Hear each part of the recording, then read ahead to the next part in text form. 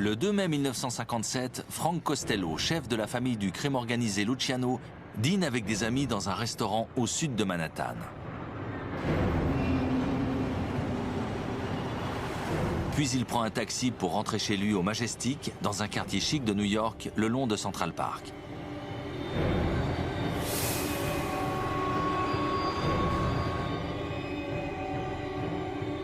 Dès qu'il passe la porte du bâtiment, une imposante silhouette sort de l'ombre, brandit une arme et dit « Ceci est pour toi, Frank ».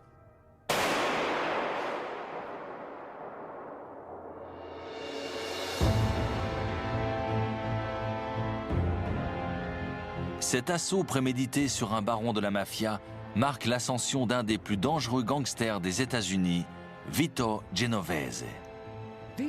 Vito Genovese n'était rien d'autre qu'un tueur compulsif.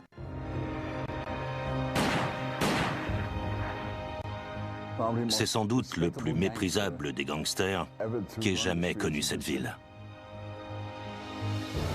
L'ascension de Genovese marque un tournant majeur dans l'histoire de la mafia. Et ces actions vont mobiliser tous les services du FBI sur la pègre. Une déclaration, monsieur Genovese? Est-ce vrai que vous êtes à la tête de la mafia dans ce pays? C'est faux.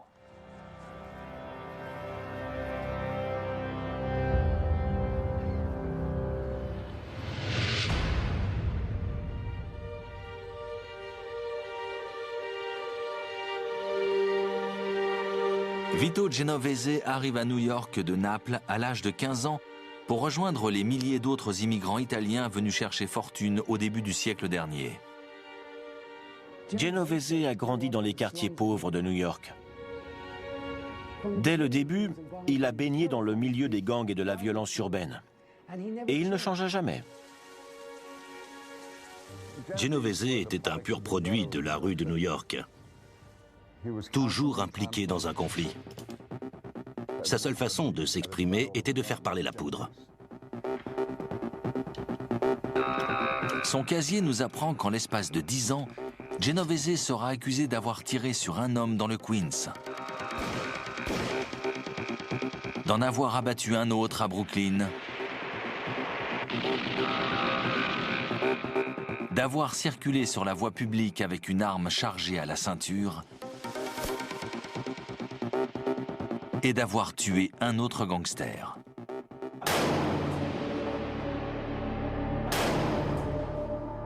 Pour donner un bon exemple de ce dont Vito Genovese était capable, il est tombé amoureux d'une femme du nom d'Anna, qui était déjà mariée avec quelqu'un d'autre.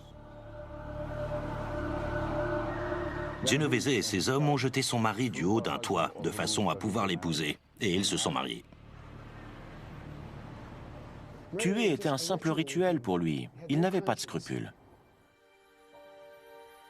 Cet appétit meurtrier ne passe pas inaperçu. À partir du milieu des années 20, Genovese travaille comme tueur à gages pour le plus puissant des parrains de la mafia, Charles Lucky Luciano.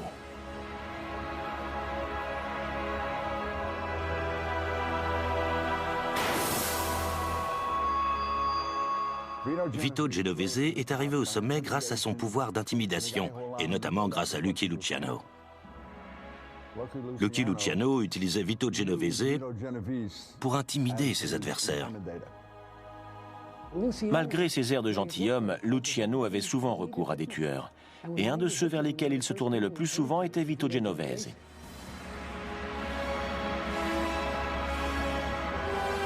Dès 1931, Vito Genovese devient le premier bras droit de Lucky Luciano et est considéré comme le numéro 2.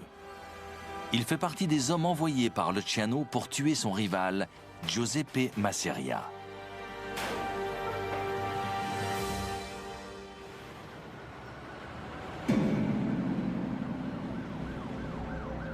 Sa réputation est telle que Genovese se fait rapidement appeler Don Vito, le Seigneur Vito.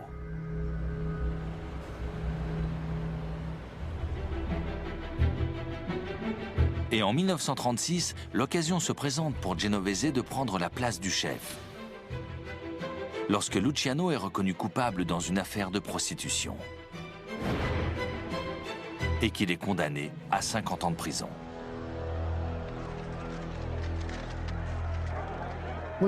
Quand Lucky fut condamné à cette longue peine de prison, Vito se considéra lui-même comme son héritier naturel. Mais tout ne se passe pas comme prévu. La justice en a aussi après Genovese. Vito Genovese a été inculpé dans une affaire de meurtre au début des années 30, mais il a réussi à être acquitté. La victime est un des gangsters de Genovese, s'étant visiblement montré trop gourmand lors d'une affaire de jeu truqué.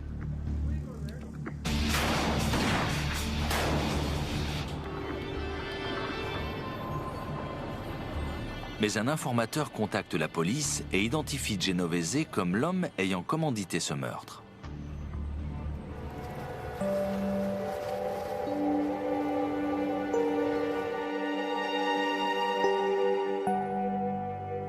Alors qu'il se prépare à prendre le contrôle du clan des Luciano, Genovese est contraint de rentrer en Italie pour éviter un nouveau procès et la chaise électrique.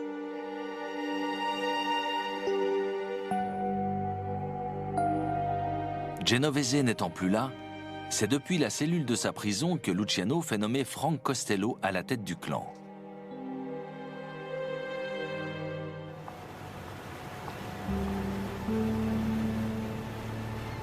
Tout comme Genovese, Frank Costello est né en Italie. Il a 4 ans lorsque ses parents viennent s'installer à East Harlem en 1900. Son père tient une épicerie et dès son plus jeune âge, Costello vit mal la pauvreté. Il ne supporte pas de voir son père se contenter d'aussi peu.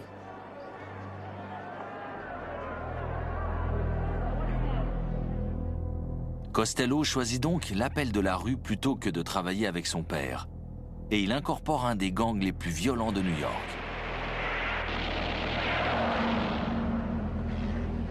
En 1915, Costello est arrêté et condamné à 1 an de prison pour port d'armes illicites. Mais cet événement va le transformer et faire de lui un homme très différent de Genovese.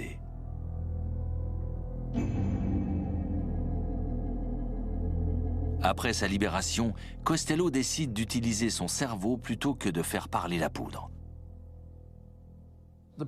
Les gens avec qui il travaillait prônaient davantage la violence, presque par définition. Mais il comprit que tous ces meurtres n'étaient pas bons pour les affaires. Il était tout l'inverse du tueur au gros bras. C'était un gentleman gangster. Il n'avait pas l'air d'un voyou. Il s'était spécialisé dans les machines à sous.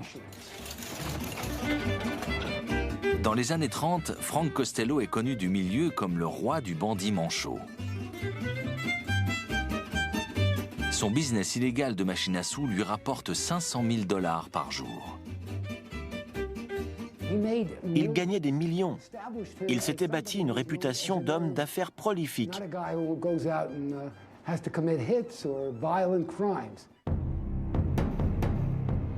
Suite au départ de Vito Genovese, Frank Costello devient très puissant.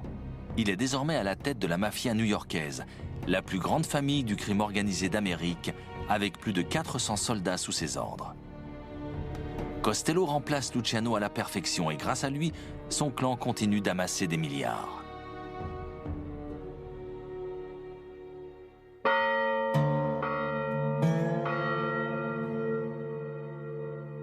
Loin de là, en Italie, Genovese tente de s'établir.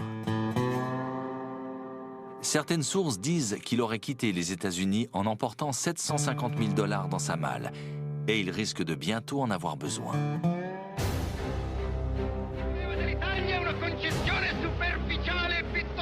Benito Mussolini, chef du parti nationaliste fasciste italien, est farouchement opposé à la mafia sicilienne. Mais Genovese découvre rapidement que ce dernier est ouvert aux propositions. Genovese s'attira les faveurs de Mussolini grâce à son argent, en apportant des fonds à son parti fasciste. Et il réussit même à faire exécuter un contrat pour Mussolini à New York. Il y avait un journal américain qui critiquait Mussolini en permanence. Il alla donc trouver Vito Genovese, qui rentra en contact avec ses tueurs de New York, et l'éditeur fut exécuté.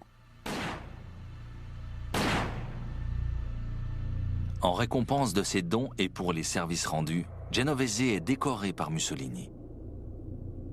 Mais Mussolini était également connu pour tuer les mafiosi, donc il n'était jamais vraiment tranquille.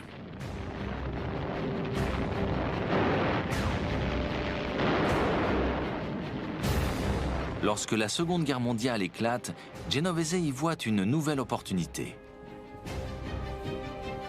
Genovese était plutôt rusé. Il a travaillé pour les forces de l'Axe et pour les Alliés.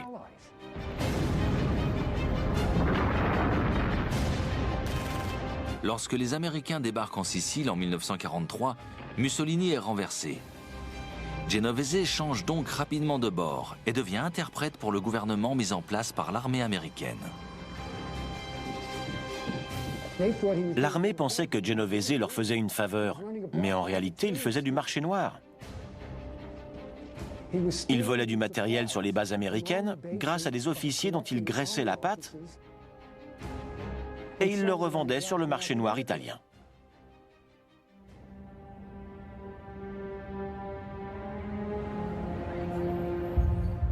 Malgré son succès en Sicile, Genovese est toujours recherché pour meurtre dans l'affaire des cartes truquées et la police de New York a de nouveaux éléments contre lui.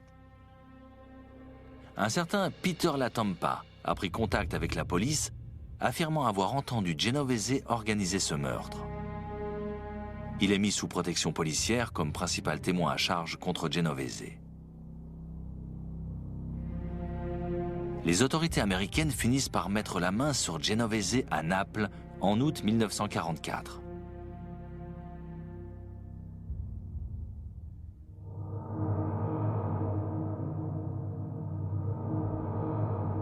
Accusé de meurtre, Genovese est ramené à New York. Mais il n'a pas l'intention de se laisser condamner.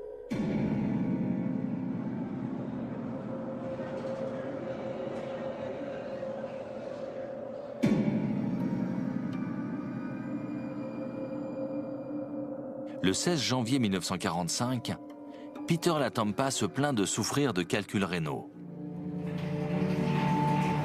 Son gardien lui donne des antidouleurs.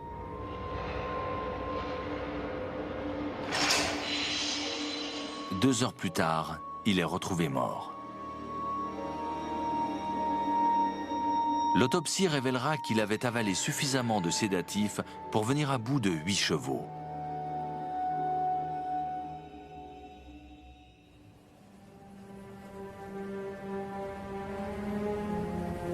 Suite au décès de Latampa, aucune charge n'est retenue contre Genovese.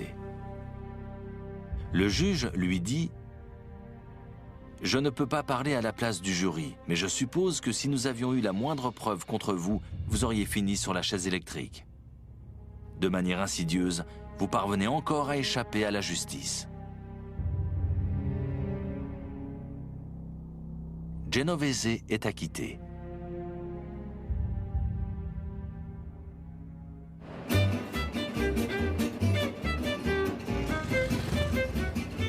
Vito Genovese est de retour sur le terrain, mais ce n'est pas lui le chef. Le grand patron est son ancien rival, Frank Costello, au sommet de la vague. Frank Costello ne souhaitait pas ressembler à un gangster. Il cherchait davantage à passer pour un homme d'affaires, voire quelquefois un aristocrate. Il fréquente des politiques haut placés, des journalistes, des écrivains, des juges, des policiers et des élus locaux. Grâce à ses relations, Costello devient aux yeux de tous le parrain capable d'établir le lien entre le monde légitime et la pègre. Il est même nommé vice-président de l'armée du salut. Genovese n'est plus qu'un simple spectateur, vu l'importance de Costello sur la scène new-yorkaise. Genovese avait peur de l'intelligence de Costello. Il savait que Costello pouvait obtenir par les mots ce que lui-même ne pouvait obtenir que par les armes. Et ça le rendait jaloux. Frank Costello est si puissant que pour qu'un juge soit nommé, il doit d'abord recevoir son approbation. Il ne connaissait pas seulement les juges, les procureurs ou les politiciens. Il les achetait. Les candidats démocrates au poste de maire allaient le voir et ils se découvraient devant lui pour lui demander sa bénédiction. C'était un inconditionnel de la corruption. Quand la mafia prend le pouvoir politico-judiciaire, quand elle décide des lois qui doivent être votées ou qu'elle intervient dans les décisions de justice, c'est là qu'on est en danger. Même si Frank Costello s'habillait de façon élégante et qu'il passait pour quelqu'un de civilisé, ce fut l'un des plus dangereux mafiosi de toute l'histoire des États-Unis. Costello est surnommé le Premier ministre. Ce titre lui a été donné par les médias. Ils ont fait de Frank Costello le Winston Churchill du crime organisé. Ça ne veut pas dire qu'il était le chef absolu. Personne ne l'était. Mais tel un Premier ministre dans la plupart des pays, il était le premier parmi ses semblables, et parfois même plus important que certains.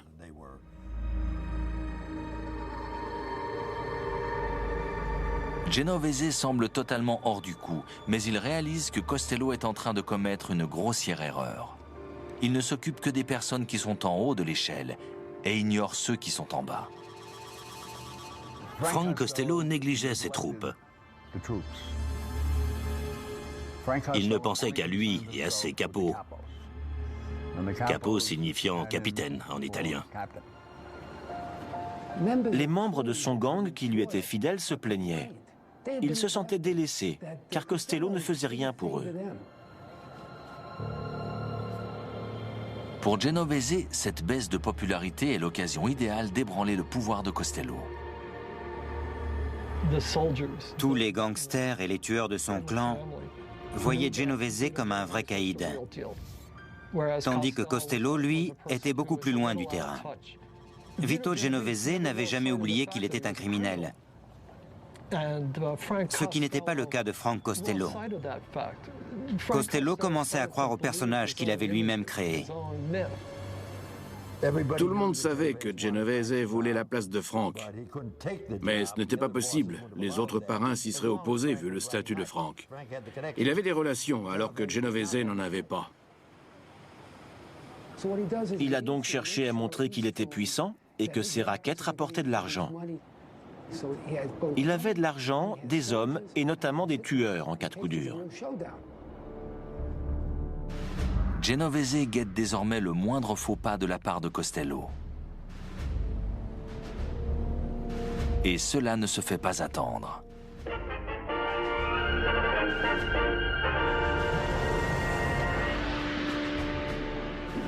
En 1950, un sénateur démocrate ambitieux du Tennessee, du nom d'Estes Kefauver, dirige une commission chargée d'enquêter sur le crime organisé aux États-Unis. Il appelle à témoigner plus de 600 gangsters, figures de la pègre, politiciens et policiers. L'événement captive tout le pays et fait la une de tous les médias. Je me souviens avoir suivi l'enquête de Kefauver quand j'étais vraiment très jeune. Et ce fut une véritable révélation pour moi.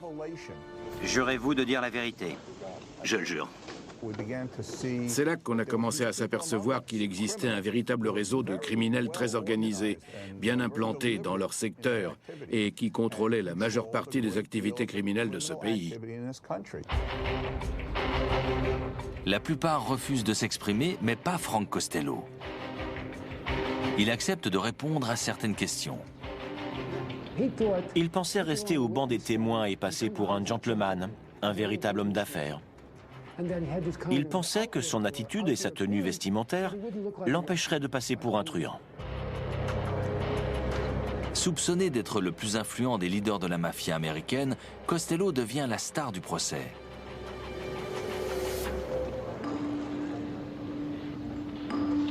Mais il fait une erreur stratégique.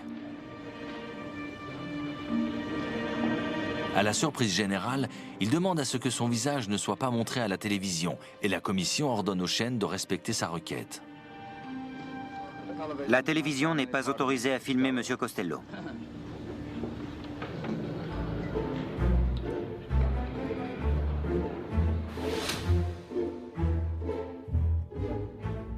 La seule option restante pour les équipes de télé est de filmer ses mains.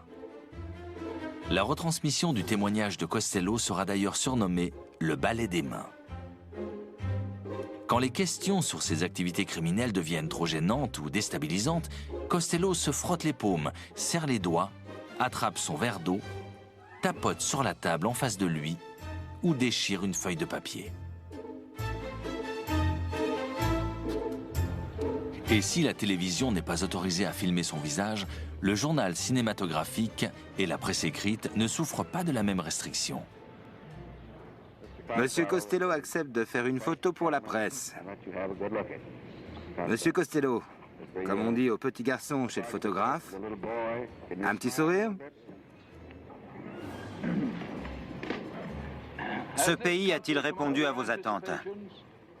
Qu'avez-vous fait pour le servir comme un bon citoyen? Je ne comprends pas très bien ce que vous voulez dire par là. Eh bien, si vous remontez jusqu'au jour où vous êtes devenu citoyen américain, il y a une vingtaine d'années, il y a forcément des choses que vous avez faites en tant que bon citoyen américain. Et si c'est le cas, quelles sont-elles? Payer des impôts.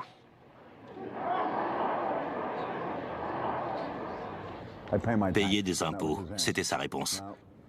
Pour lui, c'était suffisant. Il ne s'était pas engagé dans l'armée pour servir son pays. Il payait des impôts. Tout le monde paye des impôts et travaille pour son pays. Mais la télévision en avait fait une véritable star.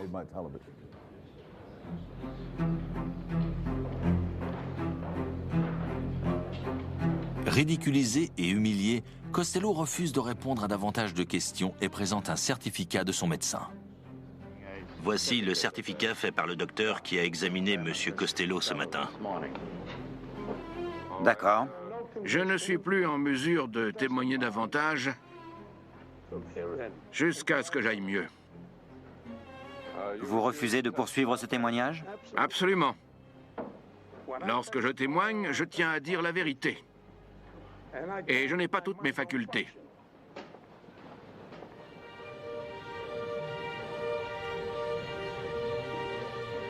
La réputation de Costello est détruite par les médias. Et suite à la commission Kefauver, il est désormais dans le collimateur de la justice américaine.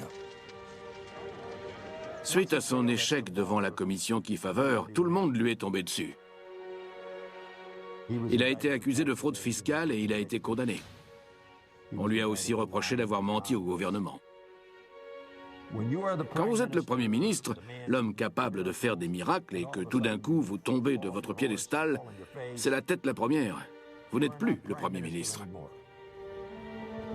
Frank Costello a payé cher sa médiatisation.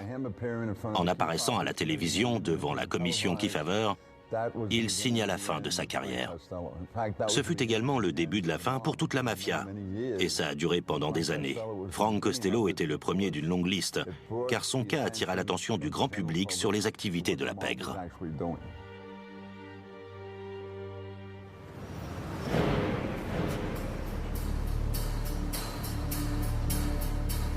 Mais la chute de Costello est une bonne nouvelle pour un gangster. Vito Genovese, prêt à sauter sur l'occasion. Il chercha d'abord à affaiblir Costello en éliminant ses hommes de main.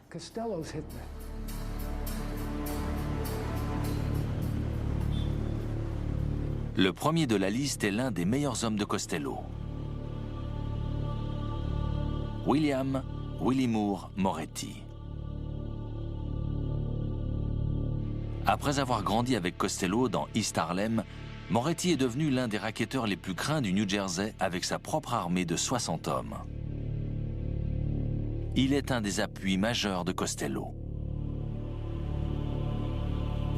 Mais cette exécution n'a rien de professionnel, c'est purement personnel. Moretti est le bras droit de Costello, le numéro 2. Cela signifie que Genovese n'est plus que le chef de sa propre équipe.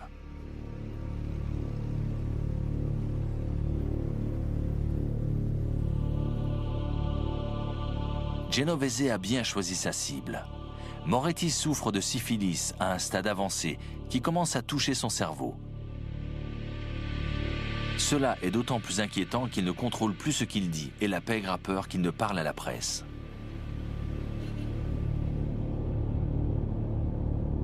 Genovese profite de la situation. Vu l'état de santé de Moretti, il s'adresse à la commission de la mafia, dirigée par les parrains de chaque clan, et leur demande la permission de l'euthanasier.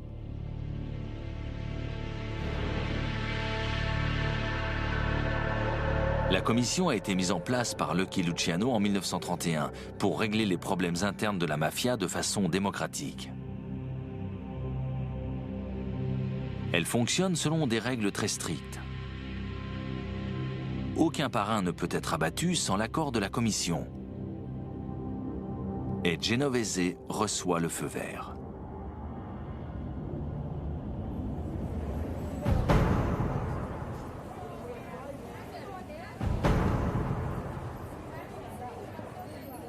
L'exécution a lieu le 5 octobre 1951 en fin de matinée, vers l'heure du déjeuner pour des millions de New-Yorkais.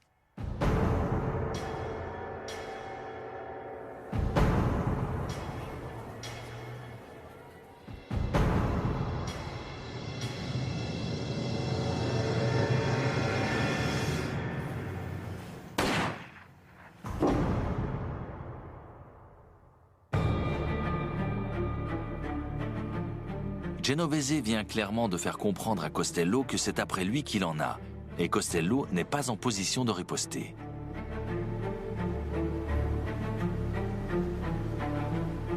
Il est aux prises avec les autorités américaines entre une affaire d'outrage et des problèmes avec le fisc.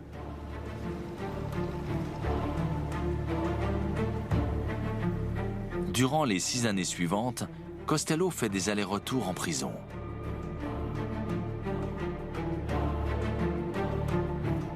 Quand il est libéré sous caution en mars 1957, Genovese se décide enfin à passer à l'action.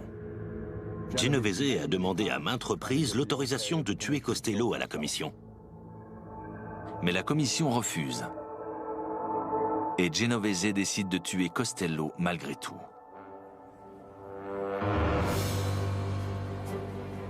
Genovese étudie toutes les habitudes de Costello. À 66 ans, ce dernier se déplace en taxi ou bien arpente les rues de la ville à pied comme à son habitude, sans garde du corps ni voiture blindée. Cela fait de lui une cible. Les autres parrains se déplaçaient avec une armée de gardes du corps, mais Costello disait que lorsqu'on cherchait à vous tuer, c'étaient les premiers à vous trahir. Genovese confia le contrat à Vincent Gigante, un ancien boxeur professionnel qui travaillait pour lui comme chauffeur. C'était un véritable gangster. Il tuait pour un oui ou pour un non. C'était le portrait craché de Genovese. Et c'est ce qui plaisait à Genovese. C'était un tueur sans merci.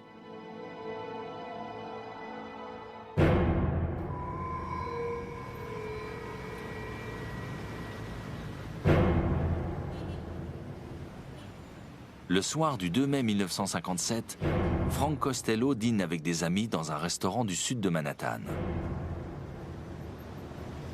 Puis il prend un taxi pour rejoindre son appartement. Costello vivait dans une résidence de luxe avec vue sur Central Park, qui s'appelait le Majestic.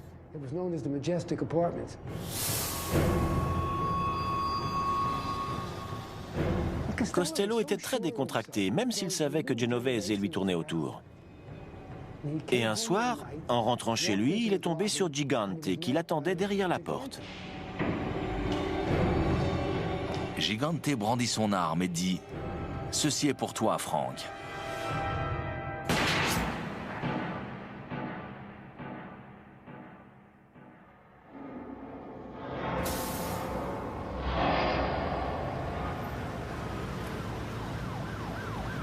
À son arrivée à l'hôpital, Costello est couvert de sang. Mais la balle n'a fait qu'effleurer son crâne. Un des meilleurs hommes de Genovese, Joe Valachi, observera plus tard que Gigante venait de ruiner tout un mois de préparation. Tout le monde se demandait si Gigante avait volontairement raté Costello ou s'il avait simplement fait preuve d'incompétence. Je choisis la dernière. Il l'a raté. Mais dans le milieu, lorsqu'on manque sa cible, on n'a pas le droit à un deuxième essai. Le portier du Majestic identifie Gigante comme l'homme ayant tiré sur Costello. Gigante se rend rapidement à la police et comparaît pour tentative de meurtre.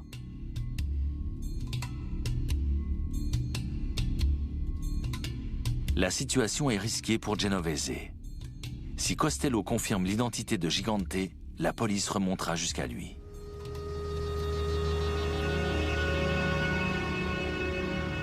Mais au procès, Costello respecte la règle de la mafia, l'omerta, la loi du silence. Et il dit au jury qu'il ne reconnaît pas Gigante. Gigante est acquitté et en quittant le tribunal, il s'approche de Costello en lui prenant la main et lui dit « Merci, Frank ».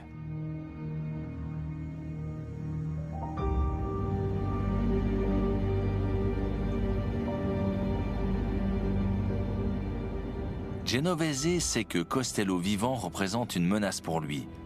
Et on l'informe que ce dernier a récemment pris contact avec le seigneur de la Murder Incorporated, Albert Anastasia. Les armes, les pics à glace et les cordes de strangulation font partie de son fonds de commerce. C'était une brute épaisse, tout le contraire de Costello avec lequel il était très ami. Et si quelqu'un s'en était pris à Costello de son vivant, cela aurait provoqué une riposte de la part d'Anastasia.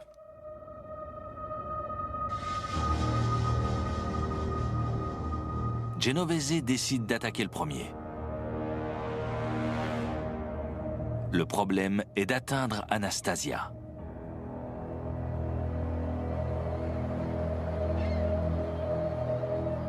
Il vit dans un manoir du New Jersey, gardé par des chiens féroces et des barbelés, et il ne se déplace jamais sans garde du corps.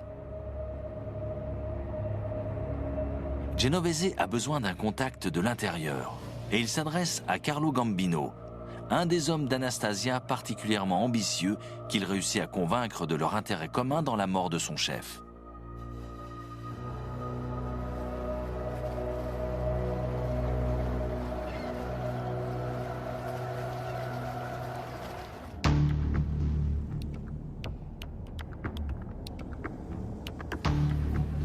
Le matin du 25 octobre 1957, à 10h15, Albert Anastasia entre dans un salon de coiffure du centre de Manhattan.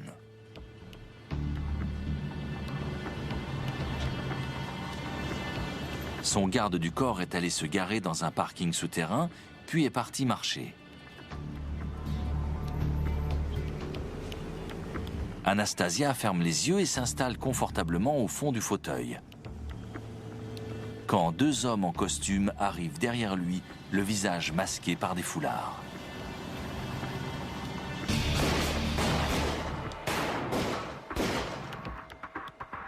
Anastasia est littéralement éjectée du fauteuil.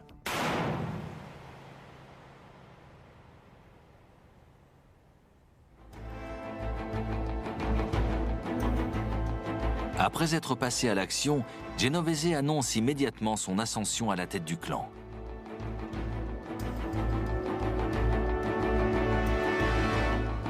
Et il s'adresse directement à son ancien rival, Frank Costello. Costello savait ce que ça voulait dire. Il avait fait son temps, c'était la fin de son règne. Et s'il ne se résignait pas à abdiquer, il se ferait descendre. Genovese dépossède Costello de toutes ses parts dans les casinos de Las Vegas, de Floride, des Caraïbes et de New York. Il autorise Costello à rester en vie à la seule condition qu'il quitte définitivement la ville ainsi que le milieu du racket. Costello a écrit à Genovese « Don Vito, tout est à toi, c'est toi le patron ».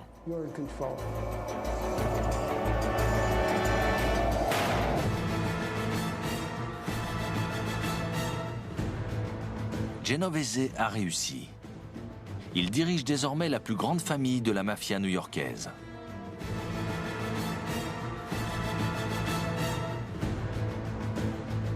Mais il s'expose à de gros ennuis. Aveuglé par une ambition sans borne, il ordonne le meurtre de 2 autres parrains de la mafia sans l'accord de sa hiérarchie, la commission.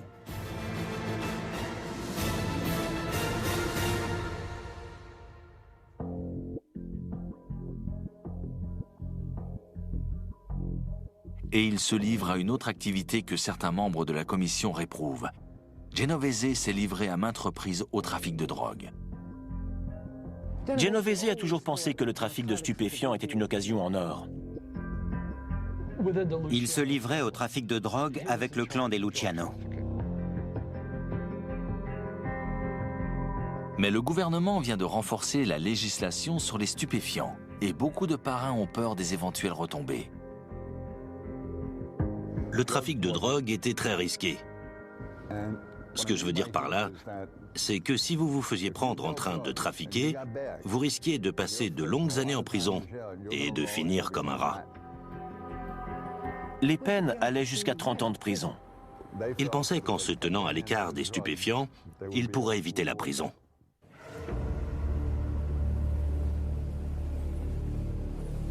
Les chefs de la mafia craignent désormais que Genovese ne soit devenu un élément incontrôlable qui ne respecte plus les règles.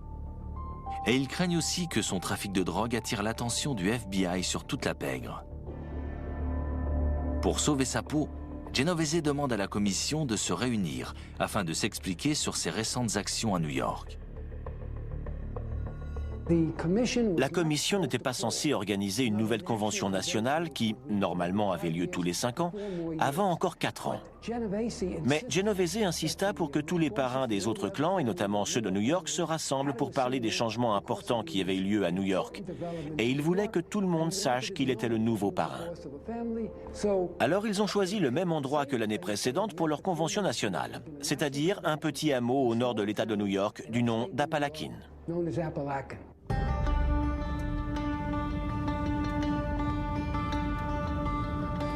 Cette réunion sera la plus grande erreur de parcours de Vito Genovese. Le 14 novembre 1957, plus de 60 parrains de la mafia, entourés de leurs conseillers et de leurs gardes du corps, sont venus de Cuba, d'Italie et des 4 coins des États-Unis pour se rendre dans une charmante demeure sur les hauteurs d'un petit village du nom d'Apalachin. À 250 km au nord-ouest de New York et loin des regards indiscrets des flics de la ville.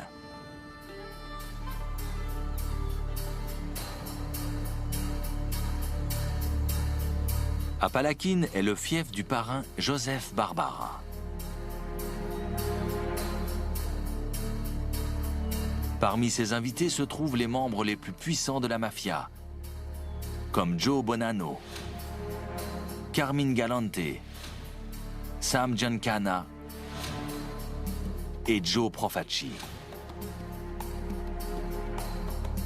Et au bout de la table, Don Vito Genovese. Apalachin était la réunion des plus grands gangsters de tout le pays.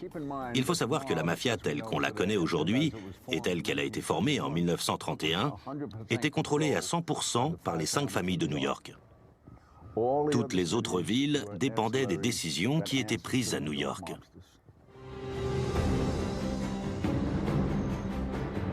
Mais le sergent Edgar Croswell, inspecteur de la police locale de l'État de New York, surveille les événements.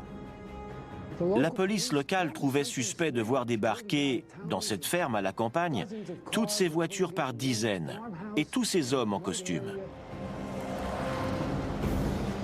Les soupçons de Croswell sont mis en éveil lorsqu'il s'aperçoit que Joseph Barbara a réservé l'hôtel du coin.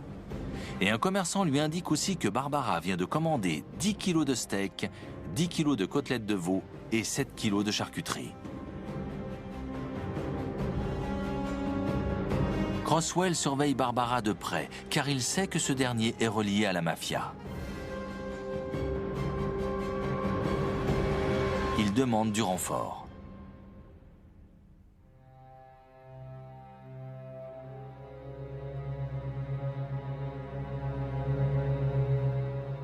Il nous a appelés pour nous demander d'envoyer le plus d'hommes possible à Apalachin, parce qu'il était sur un coup. Croswell ordonne à ses troupes d'encercler la maison. On était en présence de plusieurs personnes suspectées d'appartenir à la pègre. Et on allait les cueillir. Quand les invités apprennent la nouvelle, c'est la panique totale.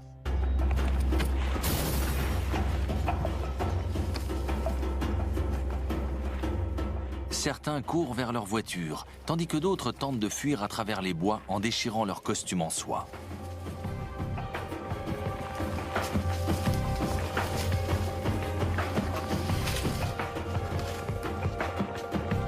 Croswell envoie ses hommes à leur trousse. On a aperçu un homme sur la terrasse d'une maison voisine, mais il portait un grand chapeau et il avait aussi un joli manteau avec un col en fourrure. On a tout de suite compris qu'il n'était pas d'ici. On l'a donc interpellé et on l'a embarqué avec les autres. Croswell et ses hommes parviennent à interpeller 60 membres de la mafia, dont les parrains de New York, Profaci, Bonanno, Galante et Gambino.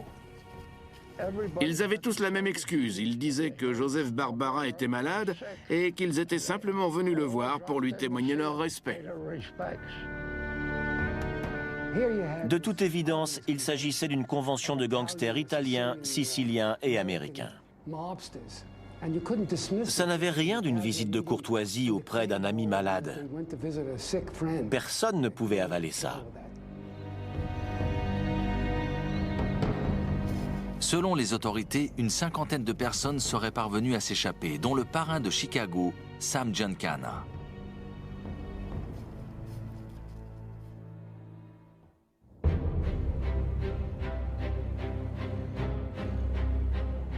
Apalakhin est la plus importante réunion de gangsters jamais interrompue par la police. Et la mafia décide de ne plus organiser de réunions de cette taille. Loin du triomphe espéré par Genovese, en annonçant son ascension à la tête du clan Luciano devant la commission, ce dernier vient de tous les exposer aux autorités.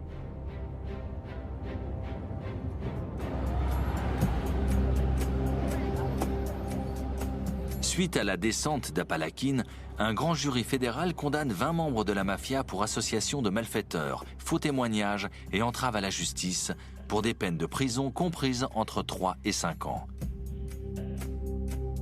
Mais les condamnations sont finalement annulées par la cour d'appel, faute de preuves suffisantes. Mais le mal est fait. Genovese vient de réveiller un géant. Le FBI. Ici le FBI. Vous êtes encerclés. Sortez d'ici les mains en l'air. Cela fait l'effet d'une bombe.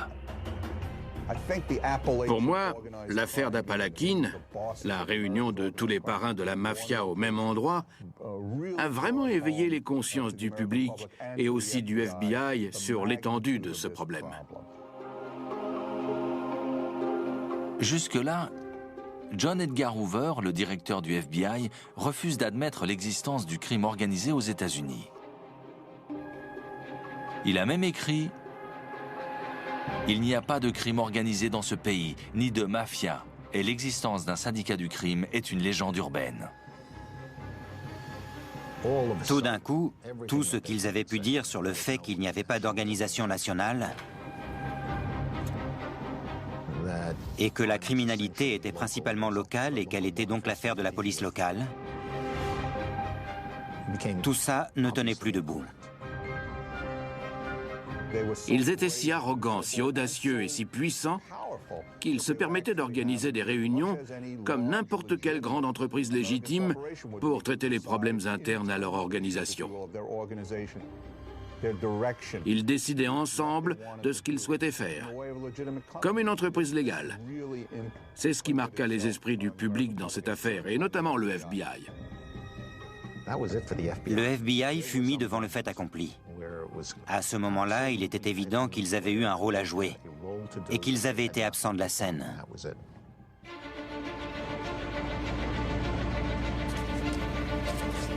Mais les choses changent suite aux événements d'Apalakhin. Le FBI passe enfin à l'action. John Edgar Hoover ordonne immédiatement un rapport visant à confirmer l'existence de la mafia. Ce rapport dit « Au vu des évidences dont on dispose, il est aujourd'hui impossible de nier l'existence d'une telle organisation, plus connue sous le nom de mafia, et qui est un fléau depuis plusieurs générations pour les honnêtes citoyens de Sicile, d'Italie et des États-Unis. »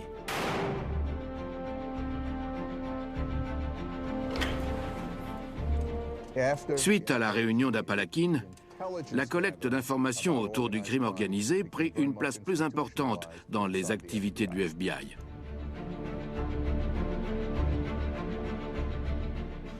La plupart des enquêtes étaient des enquêtes de renseignement. On voulait savoir qui ils étaient et dans quel genre d'affaires ils trempaient.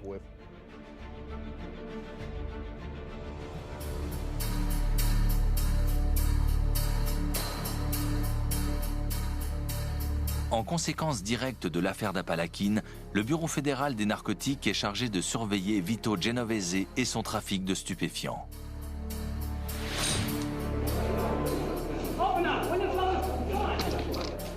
Que pouvez-vous nous dire au sujet du gouvernement qui vous accuse d'être le numéro 1 d'un trafic de drogue? Ces accusations sont absolument ridicules. Et vous ne connaissez personne pouvant être impliqué dans ce trafic? Pas du tout.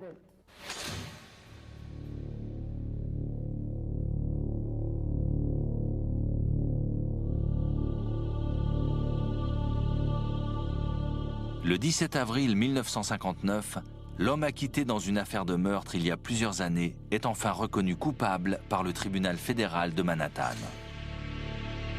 Don Vito Genovese est condamné à $20 000 d'amende et à 15 ans de prison pour avoir orchestré un trafic international de stupéfiants en introduisant de l'héroïne et de la cocaïne aux États-Unis.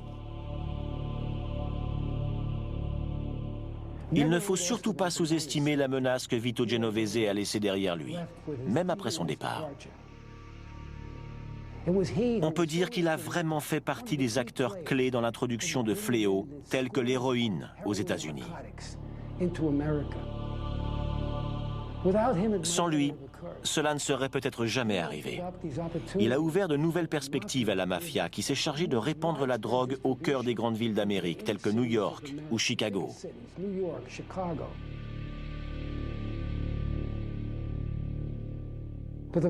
Ce fut le début d'un engouement massif pour les stupéfiants, telle une épidémie qui touchait tout le pays.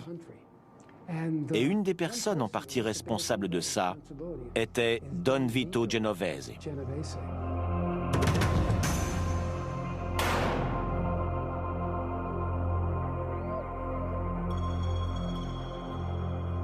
Vito Genovese continue de régner en maître absolu sur son organisation depuis la cellule de sa prison. C'est là-bas qu'il meurt le 14 février 1969 des suites d'une crise cardiaque.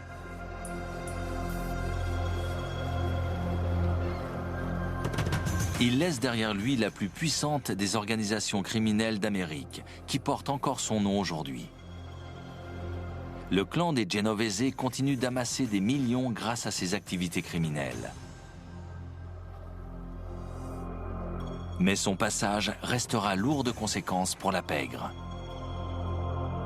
Genovese a attiré l'attention du FBI sur la mafia. Les événements d'Apalakhin marqueront le début d'une violente répression contre le crime organisé aux États-Unis.